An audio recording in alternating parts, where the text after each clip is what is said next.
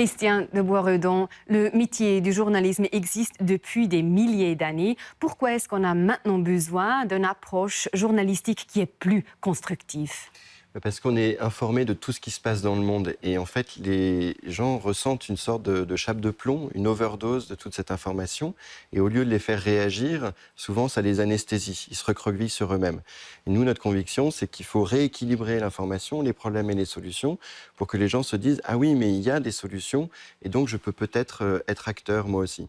Alors, au-delà de ça, vous croyez qu'on a besoin d'un journalisme soi-disant utile, qui a un impact sur les enjeux mondiaux. Pourquoi est-ce que vous croyez que ça, c'est possible ? Alors, je pense que parler des solutions, c'est du journalisme normal, mais effectivement, ça peut avoir un impact sur le public.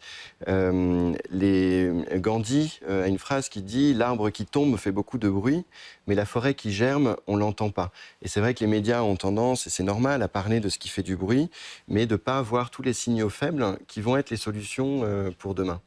Mais sans doute, les opinions divergent à ce sujet. On a parlé à un critique, c'est Erik Couyer, rédacteur en chef du journal suisse NZZ. Écoutons ce qu'il dit et je vais vous traduire le contenu. Ich glaube nicht, dass der Journalismus allein in der Lage ist, eine Welt zu verändern und die Welt zu verbessern. Da sollten wir Journalisten uns auch nicht überschätzen. Unser Beitrag ist, die Welt zu erklären, die Welt interpretieren und dadurch das dann verständlich machen. Ich glaube, das ist schon eine grosse Aufgabe. Erik Couyer vient de dire que le journalisme n'arrive pas à changer le monde. Est-ce que vous surestimez les journalistes ?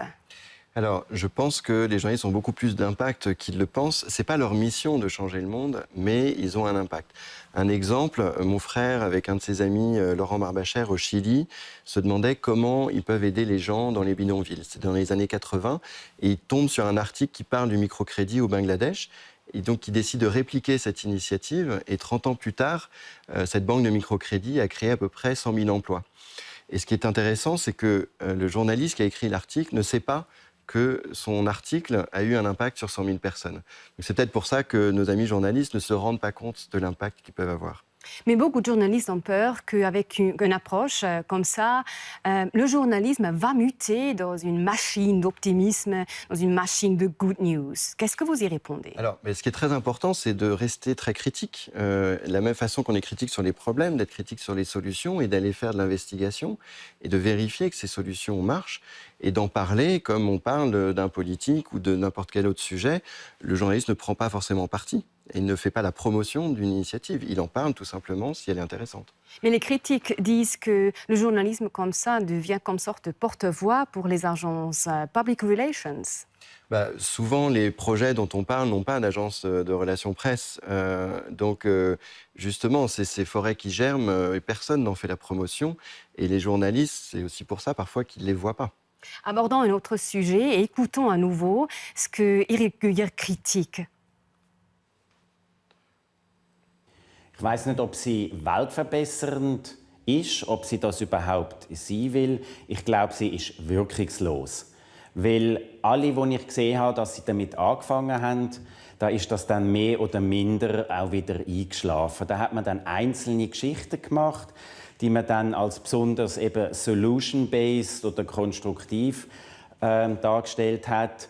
Und das sind dann meistens ganz normale Artikel gewesen, wie man sie an anderer Stelle auch finden kann. Und dann ist das über die Zeit wieder eingeschlafen. Es ist ein überflüssiges Etikett. Alors, beaucoup de projets dans les rédactions ont échoué et ce sont des étiquettes superflues. Qu'est-ce que vous y répondez ?